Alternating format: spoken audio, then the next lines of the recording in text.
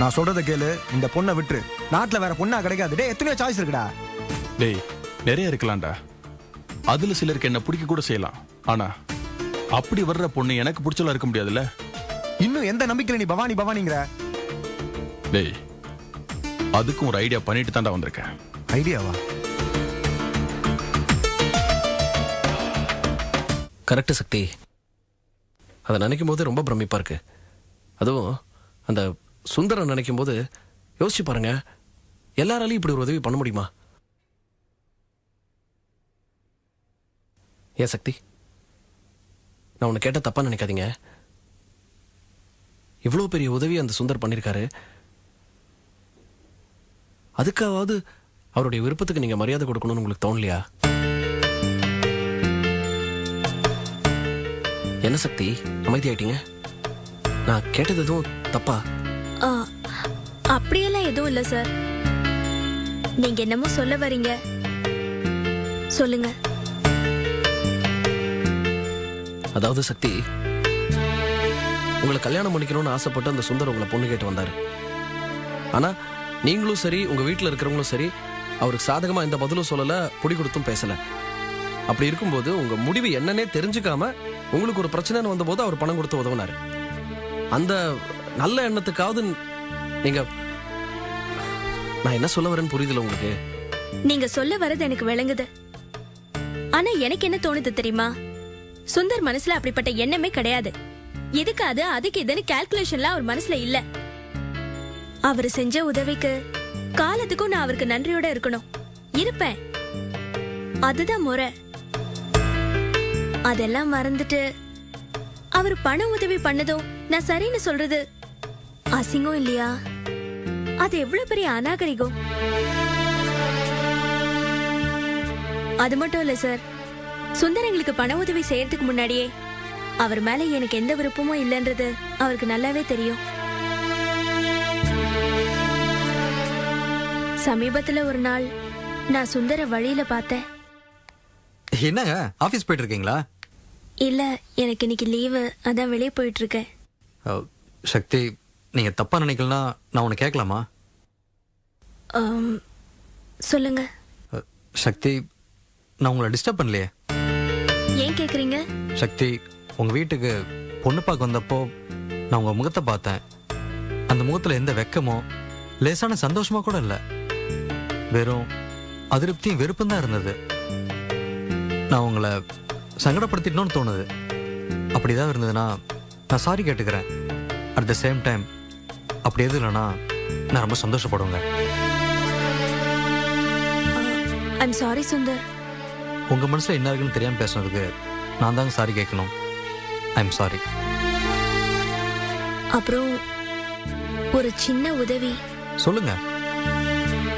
இப்போ எங்க குடும்பம் இருக்கிற சூழ்நிலையில கல்யாணத்தை பத்தி யோசிக்கிறதெல்லாம் ரொம்ப அதிகம். நீங்க கேட்கறதுக்கு முன்னாடியே வீட்டுல அம்மா இந்த பேச்ச ஆரம்பிச்சிட்டாங்க. இப்போ நீங்க வந்து கேட்டுட்டு இருக்கீங்க. சோ கொஞ்ச நாள் இதை பத்தின யோசனையிலேயே இருப்பாங்க. கொஞ்ச நாள் இப்படியே போகட்டும்னு நான் விரும்புறேன். சரிங்க, அதுக்கு நான் என்ன செய்யணும்? இப்ப நம்ம மீட் பண்ணது, நான் உங்க விருப்பத்தை மறுத்துட்டது, இது எதுவுமே எங்க வீட்டுல தெரியக்கூடாது. நீங்க வந்து பொண்ணு கேட்டதுக்கு அப்புறம் கல்யாணத்தை பத்தி பேச்சுக்கு கொஞ்ச நாள் இடைவெளி இருக்கும். அது அப்படியே இருக்கட்டுமே. சரிங்க, கொஞ்ச நாளைக்கு உங்க சம்மதத்தை பத்தியும் கேட்கல, என் விருப்பத்தை பத்தியும் பேசல, போதுமா? தேங்க்ஸ். It's okay.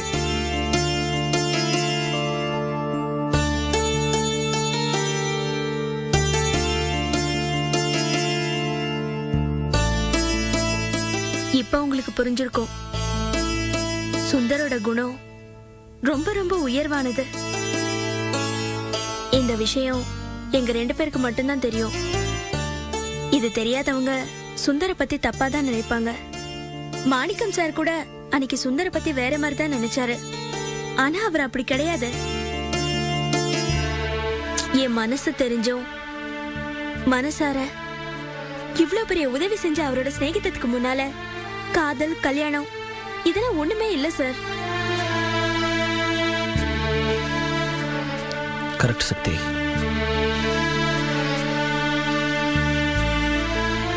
நீங்க சொல்றது சரிதான் Shakti. I am very sorry. அது எனக்குள்ள வேண்டாத சில எண்ணங்களை வச்சுக்கிட்டு இருந்தேனே தவிர, இப்ப நீங்க இவ்வளவு தூரம் சொன்னதுக்கு அப்புறம் தான் உங்களை பத்தியும் சரி சுந்தர பத்தியும் சரி என்னால சரியா புரிஞ்சுக்க முடிஞ்சது. ரொம்ப சாரி. பரவாயில்ல சார். ஏன் சார், நான் உங்ககிட்ட ஒன்று கேட்பேன், தப்பா எடுத்துக்க மாட்டீங்களே? சொல்லுங்க. ஒரு தடவை நீங்க என்கிட்ட சொன்னீங்க, கல்யாணங்கிறது அதுல சம்பந்தப்படுறவங்களோட மனசுதான் முக்கியம், அதுல வேற எந்த நிர்பந்தமோ தியாகமோ தேவையில்லைன்னு. ஆமா சொன்னேன். அந்த கருத்து இப்போ ஒன்றும் மாறிடலையே, மாற்று கருத்து ஒன்றும் வந்துடலையே.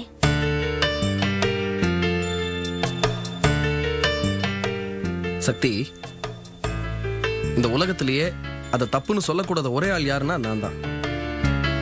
நான் ஏதோ சுந்தர் மேல உள்ள ஒரு நல்ல அபிப்பிராயத்துல உங்ககிட்ட அப்படி கேட்டேனே தவிர, மற்றபடி கல்யாணம்ங்கிறது ஒரு நிர்பந்தத்தால நடக்கக்கூடாது அப்படிங்கிற என்னோட கருத்துல சத்தியமா எந்த மாற்றமும் இல்லை.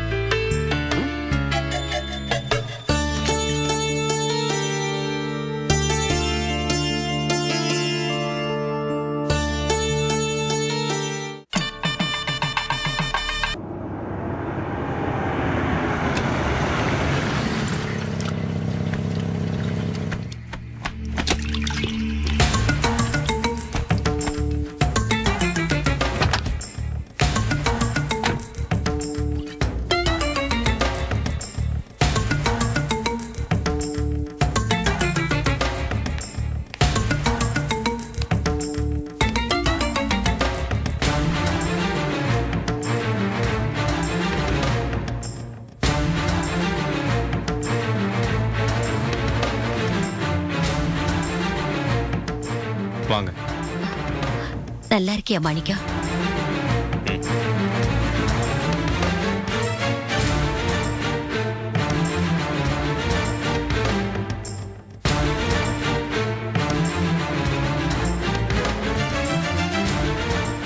வாமா உள்ள. ஏன் அங்கே நின்னுட்ட? வா.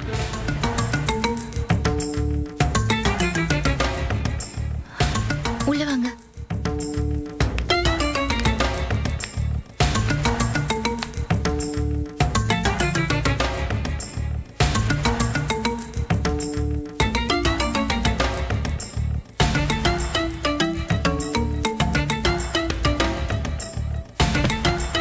உட்காருங்க. மாணிக்கம், இந்த அளவுக்காவது நீங்க 2 பேரும் வாங்கன்னு கூப்பிட்டீங்களே, ரொம்ப சந்தோஷமா இருக்குப்பா. பகையா இருந்தாலும் வீடு தேடி வந்தவங்கள வாங்கன்னு கூப்பிடுறதுதான்ப்பா முறை. உட்காருங்க.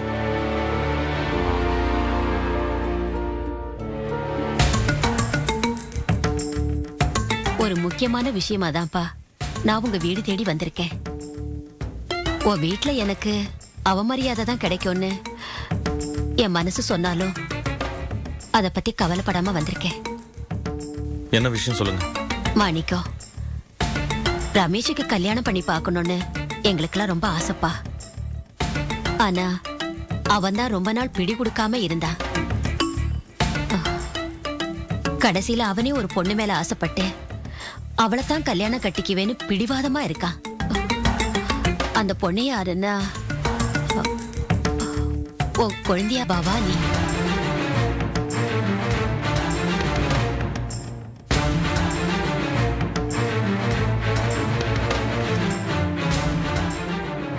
ஏண்டியம்மா, பவானிய கட்டிக்கிறதுக்காக உங்களை ஆசைப்படுறான்? ஆமா பாட்டி,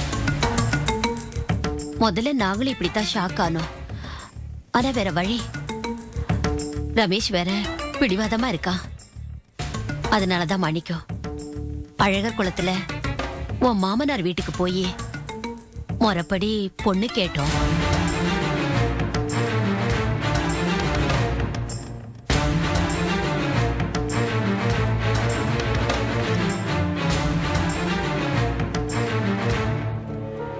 உங்க மாமனார் என்ன சொன்னார்னா, எங்க குடும்பத்துக்கும் உங்க குடும்பத்துக்கும் இருக்கிற பிரச்சனை ஊருக்கே தெரியும். அப்படி இருக்கும்போது அவர் பொண்ண ரமேஷுக்கு கொடுத்தா நீங்க வருத்தப்படுவீங்கன்னு நினைக்கிறாரு. அவர் நினைப்புலயும் நியாயம் இருக்கு. ஏன்னா அவர் பொண்ணு இந்த வீட்டுல வாழணுங்கிறப்போ இதுல ஏதாவது பிரச்சனை வந்து அது சரோவை பாதிச்சிடக்கூடாதுன்னு அவருக்கு ஒரு பயம் இருக்கு.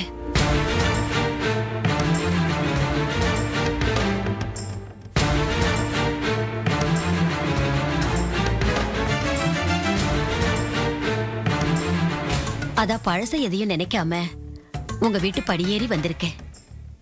மாணிக்கம், உன் குழந்தையாள ரமேஷுக்கு கட்டி கொடுக்கணும்னா அதுக்கு ஓ சம்மதமும் உன் வீட்டுல இருக்கிறவங்க சம்மதமும் வேணும். ஏமா இப்படி ஒரு நினைப்போடுதான் எங்க வீட்டு படியேறி வந்து எங்க கிட்ட சம்மதம் கேக்குறியா? என்ன நெஞ்செழுத்தம் இருக்கும் உனக்கு? இதுக்கு நாங்க சம்மதம் சொல்லுவோன்னு நீ எப்படி எதிர்பார்த்த? எங்களை பார்த்தா அவ்வளவு தூரத்துக்கு ஈனாவான மாதிரி தெரியுதா? அப்படி இல்லம்மா. ரமேஷுக்கு அட உன் மகனுக்கு கல்யாணம் ஆனா என்ன? இல்ல அவன் காலம் பூரா சாமியார போய் திரிஞ்சிட்டு இருந்தா எங்களுக்கு என்ன? அத பத்தி நாங்க எதுக்கு கவலைப்படணும்? உங்களுக்கு அந்த அக்கறை இருக்கணும்னு அவசியம் இல்லைங்கிறது எனக்கு தெரியும்.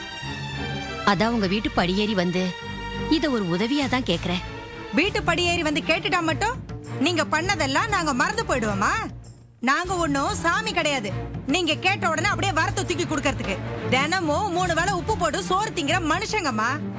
நீங்க என் குடும்பத்துக்கும் என் பிள்ளைங்களுக்கும் பண்ண அக்கிரமம் எல்லாம் இன்னும் என் மனசுல அப்படியே நிக்குது தெரியுமா? மரியாதையா வந்த வழியை பார்த்து போய் சேருமா. மாணிக்கம், நீ என்னப்பா சொல்ற? நான் புதுசா என்னம்மா சொல்ல போறேன்? எங்க அம்மா சொன்னதுல என்ன தப்பு இருக்கு? அவங்க சொன்னதுதான் என் மனசுலயும் இருக்கு. அவங்க கிட்ட வேலை பார்த்துருக்கலாம், பல தடவை உங்க கையாலேயே சாப்பிட்டுருக்கலாம். அந்த மரியாதையில தான் கோவத்தெல்லாம் அடக்கிட்டு உங்ககிட்ட பேசிட்டு இருக்கேன். நீங்க பண்ண கொடுமைக்கு வேற யாராவது இருந்தா நடக்கிறதே வேற. எந்த முகத்தோட இங்க வந்து கேக்குறீங்க? பேசுறது கிளம்புங்க.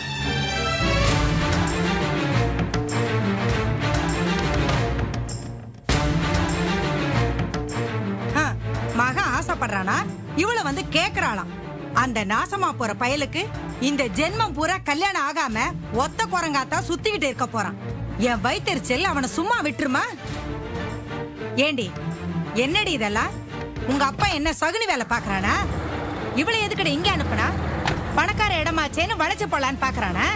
அம்மா, இதுக்கு மாமா என்னம்மா செய்வாரு? டேய், என்னடா நீ என்னமோ விவரம் இல்லாம பேசிட்டு இருக்க? கொடைக்கானலுக்கு கூட்டிட்டு போய் குத்தி காமிச்ச மாதிரி தானடா இதுவும். நான் உடனே ஒத்துக்கிட்டா பிரச்சனை ஆயிடும், அங்க போய் அவங்கள சமாதானப்படுத்திட்டு வாங்கன்னு சொல்லி அனுப்பிச்சிருக்காரு. ஒன்னா நம்பர் சூழ்ச்சி தாண்டா இதுவும். ராசம், நீ இப்படி எல்லாம் இட்டு கட்டி பேசுறது அவ்வளவு நல்ல இல்லம்மா. அவர் ஒண்ணும் அப்படிப்பட்ட சூழ்ச்சியான மனுஷன் இல்லம்மா. நீ சும்மா இருக்கலவே. ஏண்டி உங்க அப்பா என் மேல இருக்க கோவத்தை இப்படிதான் பழி தீர்த்துக்கிறாரா? என் பொண்ணை வேண்டான்னு சொன்ன பயடி அந்த ரமேஷ். நானும் உன் புருஷனும் போய் அவமானப்பட்டுட்டு வந்தமே, அதெல்லாம் மறந்து போச்சாடி உனக்கு? உங்க அப்பா நல்ல மனுஷனா இருந்திருந்தா அவங்கள வீட்டுப்படியே ஏற விட்டுருக்க கூடாதுடி. ஏண்டி நான் செல்வத்துக்கு பவானியை கேட்டப்போ படிப்பு வெங்காயம் அது இதுன்னு வக்கனையா பேசி திருப்பி விட்டாரு உங்க அப்பா. செல்வத்துக்கும் பவானிக்கும் வயசு வித்தியாசம் இருக்குன்னு பார்த்தாருல உங்க அப்பா. இந்த ரமேஷ் மட்டும் என்ன பள்ளிக்கூடத்துல படிக்கிறான்? 7.5 கழுத வயசாகுதுரி அவனுக்கு. அத்தை, இப்ப அப்பா ஒண்ணும் சம்மதிக்கலையே. எங்களுக்கு ஆட்சேபணம் இல்லைன்னா அவர் ஒத்துக்குவாருன்னு அந்த பொம்பளை சொன்னது உன் காதல வேலையா? என் மகளோட மனசை நோகடிக்கணும்னு அலையறாரு உங்க அப்பா. இது பாருங்க, எங்க அப்பாவுக்கு நிர்மலா மேல நிறைய பாசம் இருக்கு. எங்க அப்பாவுக்கு நான் எப்படியோ அதே மாதிரி தான் நிர்மலாவும். நிறுத்தடி. அதான் நிர்மலாவை பார்த்துட்டு வேணான்னு சொன்ன கோபிக்கு உன் தங்கச்சியை கட்டி கொடுத்தாராக்கோ. மனசுல வச்சு வஞ்சகமா காரியம் சாதிக்கிறதுல உங்க அப்பா பெரிய ஆளுடி. டேய் மாணிக்கம், இவங்க அப்பா கிட்ட போவண்டா. போய் அவர் காலில் விழுந்தாவது நான் மன்னிப்பு கேக்குறேன்டா. வாழா வெட்டியா இருக்கிற என் மகளை வேதனைப்படுத்துற மாதிரி இப்படி எல்லாம் பண்ண வேண்டான்னு அவர்கிட்ட நான் கெஞ்சி கேட்டுக்கிறப்பா. அம்மா, நீங்க ஏமா மன்னிப்பு கேட்கணும்? கொஞ்சம் யோசிச்சு பாருடா. அந்த ரமேஷை கட்டிக்கணும்னு நம்ம நிர்மலா ஆசைப்பட்டு நாம அவங்க வீட்டு படி ஏறி போய் பொண்ணு கேட்டு அசிங்கப்பட்டு நின்னோமே, அத நிர்மலா மறப்பாளாடா? இப்படி ஒரு பேச்சு அவளுக்கு எவ்வளவு வேதனையா இருக்கும். இந்த மாதிரி என் மகளை வேதனைப்படுத்த வேண்டான்னு நான் அவர்கிட்ட கெஞ்சி கேட்டுக்கிறப்பா. வேற வழி? அம்மா, நீங்க டென்ஷன் ஆகாதீங்கம்மா. நம்மள மீறி ஒன்றும் நடந்துட போறதில்ல. நீங்க வாங்கம்மா, உட்காருங்க. நிர்மலா, நிர்மலா,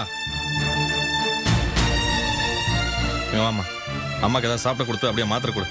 நீங்க வாங்கம்மா, உட்காருங்க. வாங்க பாட்டி, அம்மாக்கு சாப்பிடறதுக்கு பால் கொடுங்க. ஆமாப்பா, ரொம்ப பேசி வேதனைப்படுறா. இதோ பால் கொண்டு வரேன்.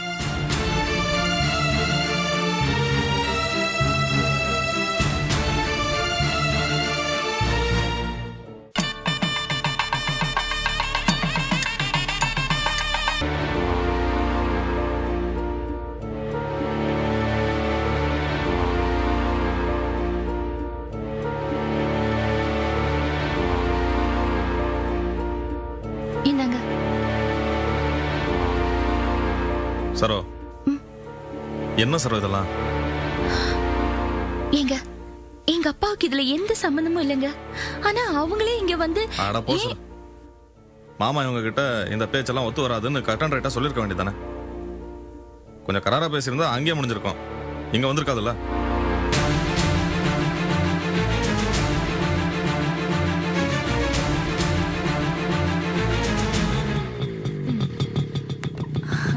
அப்பா வந்தாச்சு ரச்சலம்.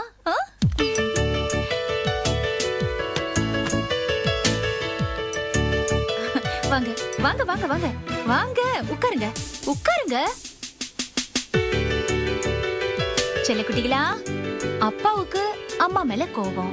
ஏன் தெரியுமா? நாம பெரியம்மா வீட்டுல இருக்கும்போது உங்க அப்பா வந்து கூப்பிட்டாரு. நான் வர மாட்டேன்னு சொல்லிட்டேன். அது என்னோட தப்பு தானே? அப்போ அப்பாக்கு என் மேல கோபம் வருது கரெக்ட் தானே? அம்மா தப்பு பண்ணதுக்கு தண்டனை கொடுக்க வேணாமா? என்ன தண்டனை கொடுக்கலாம்? அம்மா அடிச்சலாமா? அடிச்சலாமா? அடிச்சலாம்.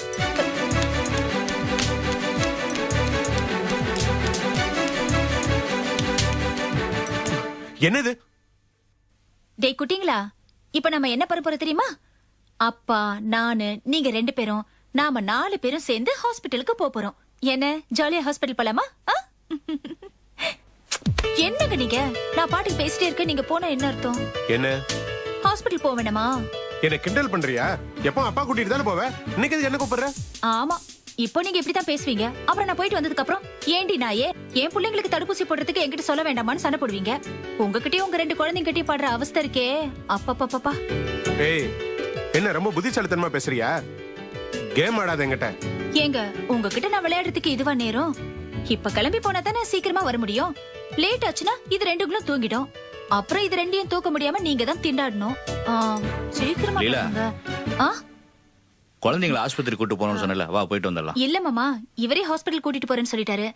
நீங்க ஏதோ வேலை இருக்குன்னு சொன்னீங்களே, நீங்க உங்க வேலையை பாருங்க. அப்படியா? ரொம்ப சந்தோஷமா போச்சு. பத்திரம்பா, பார்த்து குழந்தைங்களை கூட்டு போயிட்டு வந்துடுறேன். நான் கடை கிளம்புறேம்மா. சரிங்க மாமா. என்னங்க, சீக்கிரம் கிளம்புங்க. இன்னைக்கு தான் தடுப்பூசி போடுறதுக்கு லாஸ்ட் டேட்.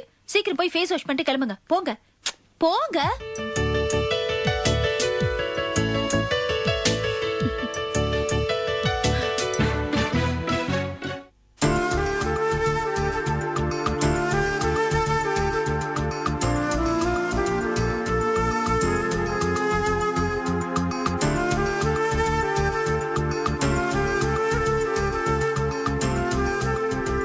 ஏண்டா ரமேஷ், இனிமே என்னால என்ன பண்ண முடியும் சொல்லு? நான் அங்க போனது உங்க அப்பாவுக்கு தெரிஞ்சா அவ்வளவுதான், என்ன கொன்னே போட்டுடுவாரு. இது அவருக்கு தெரியவே கூடாது. ஏமா, உங்களுக்கு உங்களோட பிரச்சனை தான் பெருசா தெரியுது. என்னோட வேதனை அதுக்கப்புறம் தான் இல்ல? என்னடா பேசுற? பைத்தியக்காரத்தனமா பேசாத. உன்னோட வேதனை புரியாம தானா உங்க அப்பாவுக்கு கூட தெரியாம அந்த வீட்டு படி ஏறி அந்த ராஜம்மா கிட்ட போய் நின்னு அவமானப்பட்டு திரும்பி வந்திருக்கேன். போய் பேசி என்னமா பிரயோஜனம்? நான் நினைச்சது எதுவும் நடக்கலையே. அவ்வளவுதான்டா. இனிமே இந்த பிரச்சனையோட தலையெழுத்து இவ்வளவுதான் விட்டுடு. இந்த பேச்சை எடுத்தாலே பிரச்சனை மேலும் மேலும் வளர்ந்துகிட்டே இருக்குன்னு எனக்கு தோணுது. இதோட இந்த பேச்சை விட்டுடு. என்ன? எப்படிமா? டேய், உன்னை கெஞ்சி கேட்டுக்கிறேன்டா. இதோட இந்த பிரச்சனையை விட்டுடு. இனிமே நம்மளுக்கு வேண்டாம். உங்க அப்பா வரார் போல இருக்கு. இனிமே இந்த விஷயத்தை பத்தி பேசாத, சரியா?